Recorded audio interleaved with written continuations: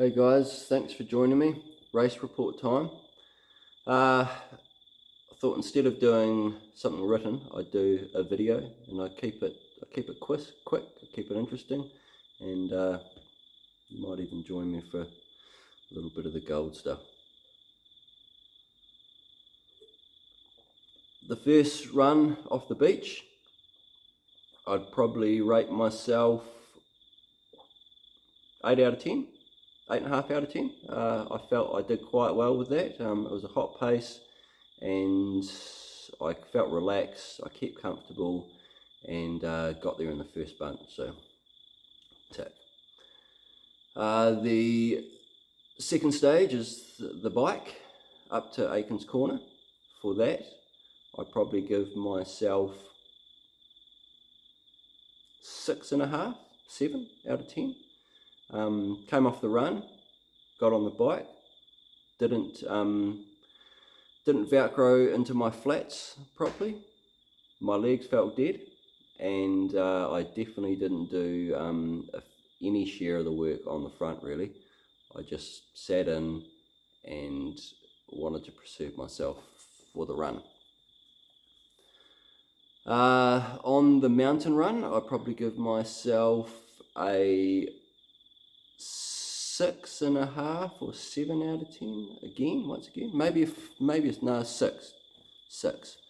I had in mind what I wanted to do and what I could do on that mountain run, and as soon as I started running, I felt dead. My legs felt dead. But I thought, right, let's get to the river flat, let's get to the rocks and the technical stuff and see how I feel. And I didn't improve. By the time we got to big boulders, I pulled 3 people back by the time that we got to the turn off up to Goats Pass. But you know, I was feeling wrecked. I had sore hammies, I had blimmin' tightness in the back, just pain, pain that I'd never experienced. I was like, what?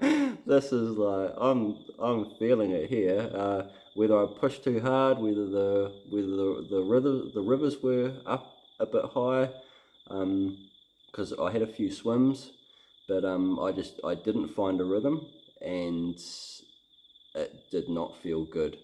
I held on hope because there's quite a fast descent on the other side, and sometimes breaking it up and then the downhill, you can actually get quite good speed, and then when you get down onto the flats, you find out how your legs are feeling at that point, and if you've got good speed in your legs, then you can make up some time there.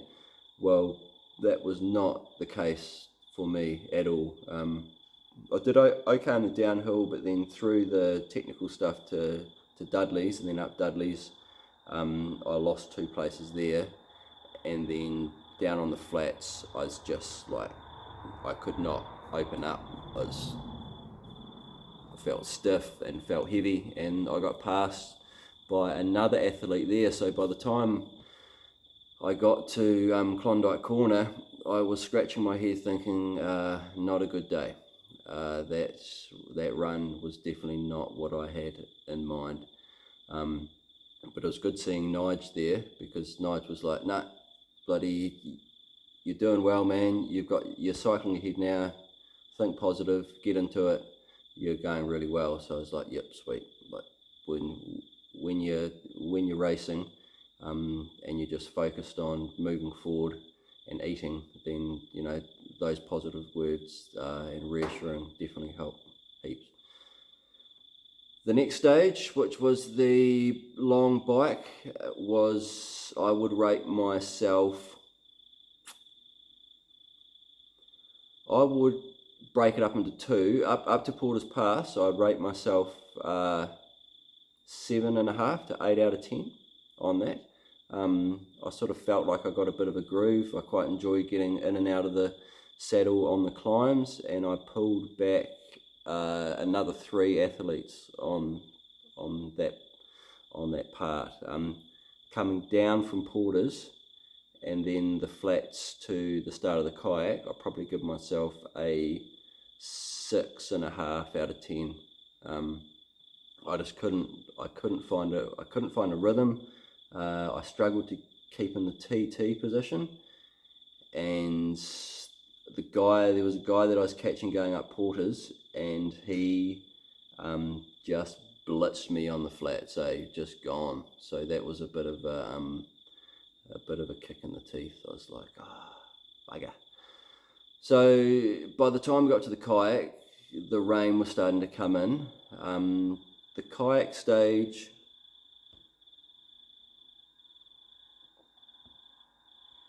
I give myself a 4.5, 5 out of 10. Started off well. It was an interesting river. It was in very, very high flow, and there were a lot of currents. So you just imagine like this big open bit of water, but there were a lot of currents and a lot of flow lines within that big open span of water. So you actually had to be really onto it and pick quite early what flow line you'd want to catch. And it was, if you weren't reading the river properly, it was quite murky because of the flooding. So even if it was like that deep, you couldn't see any rocks under it. So yeah, it was quite interesting. It's quite an interesting paddle, and that was a first for my experience. Got down the end, I got passed on the paddle, and at that point I was like, I started to think in my mind, I was like, how much do you want this, Caleb? Like, are you going to let that guy get away from you?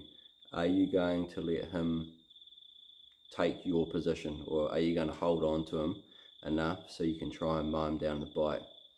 And then I was like, no, I'm going deep. And it was actually like, I thought this is going to be a good test of my will to see how much I want this. I knew that I was sitting around 7th or 8th at that time, and it was something that it was like, yes, we're at the back end of top 10, but you know, placings aside, how much do you want to beat that person? So this was what was going through my mind. Went down, keep on going down the river, paddling hard. We sort of went into some willows, not willow trees in terms of on the bank, but the branches were hanging into the river, and we sort of went through those. And on the second one, I stupidly put my paddle out to bat it away, and it just went whoop, and I tipped out, had a swim. I was like, and because the flow was so high, I was floating down the river for ages, well, which seemed like ages. And Brad McNamara, actually, he passed me, and I talked to him after the race, and he did not even know that he passed me at that point. And I just think it was because the river was in so high flow. The bottom of my kayak's brown as well, so it would have been camouflaged in the water. And he's just focused on the race, because you could actually see the bridge. When I fell out, you could see the bridge. What do? I just got to the side as quick as I could, which was a real battle, emptied the water out of my boat and got back in it and started paddling to the end. So it was not the greatest kayak at all. Then the last stage was the 12 kilometre, but I swear it was a 15, like it was more like 15 kilometre bike into New Brighton. And that was just in horrendous rain, and it was just to put the head down and suffer. It's last stage, you know you're going to get to the finish line. You cross your fingers, you don't get a puncture. I looked up a few times, maybe hoping that I could see some competitors in front of me, but not the case.